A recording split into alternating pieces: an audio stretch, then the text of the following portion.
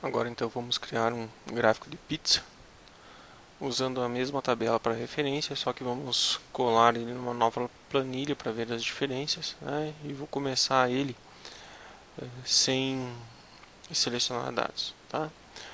Então vou pegar lá o assistente gráfico, seleciono o modelo que eu quero, vou pegar aí o pizza destacado com efeito visual 3D, dar um avançar aí.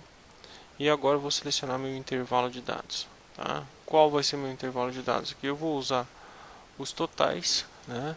E vou ter que selecionar aí no caso as minhas regiões, né? Então, com o CTRL pressionado, né? Faço essas seleções. Vou fazer de novo aí, tá? Então, seleciono a primeira faixa, seguro o CTRL apertado, seleciono a segunda faixa de dados, tá?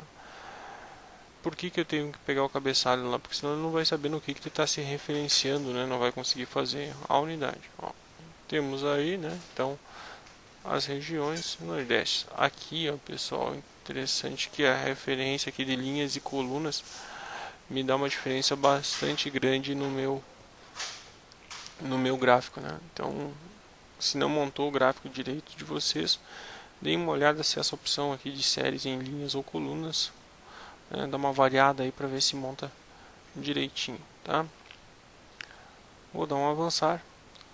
Títulos aí, vou botar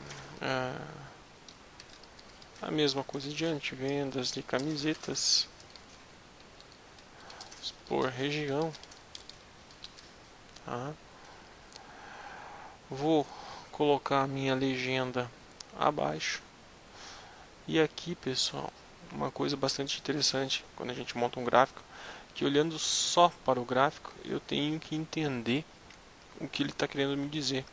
Nesse caso, nessa visualização prévia que eu tenho aqui, eu não consigo abstrair nada daqui. Por quê? Porque eu não tenho nenhum valor próximo a ele ou nenhum percentual próximo a ele que me indique, né, alguma informação mais precisa sobre isso. Eu tenho até uma breve noção, né, pelo tamanho da fatia, qual porcentagem de um para outro, tá?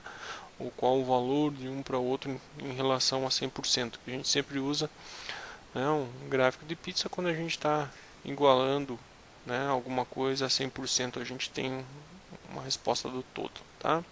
Então vou pegar rótulos de dados aqui, eu posso colocar o valor, que aí já começa a tornar mais nítido, né, o meu gráfico, que é o valores do totais, tá? Ou eu usar a porcentagem, quanto foi o percentual de venda de cada um, né? Que na realidade vai me corresponder ao que eu tenho aqui embaixo, tá?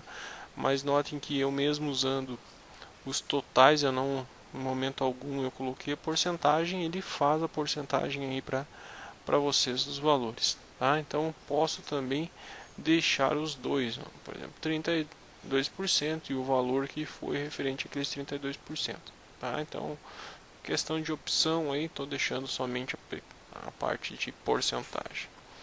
Vou avançar e agora eu vou criar numa nova planilha, vou botar lá graph pizza, só para nós alterar o nome, né? E vou dar um concluir, né? Então ele cria uma nova planilha com um gráfico de pizza e essa nova planilha é ocupada inteiramente pelo gráfico, tá?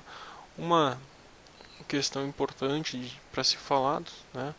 Que o gráfico de pizza, quando você seleciona uma vez ele, né, uma fatia, ele seleciona todas as fatias. Portanto, se eu der dois cliques aqui e trocar a cor de uma fatia, ele vai trocar de todas, tá?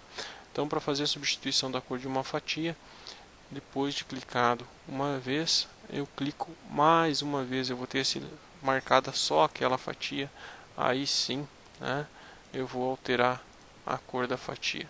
Feito isso para uma, né, eu posso ir fazendo para as demais sem problema nenhum, tá?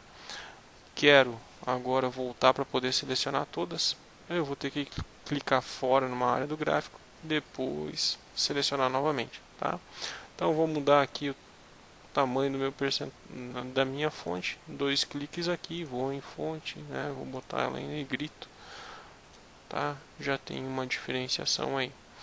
tudo isso que eu estou mexendo, pessoal, tem a barrinha do gráfico aí também, né? Que tem as áreas disponíveis, né? Tem aí o tipo de gráfico que vocês podem selecionar, tá? E as demais informações que a gente trabalhou anteriormente, tá?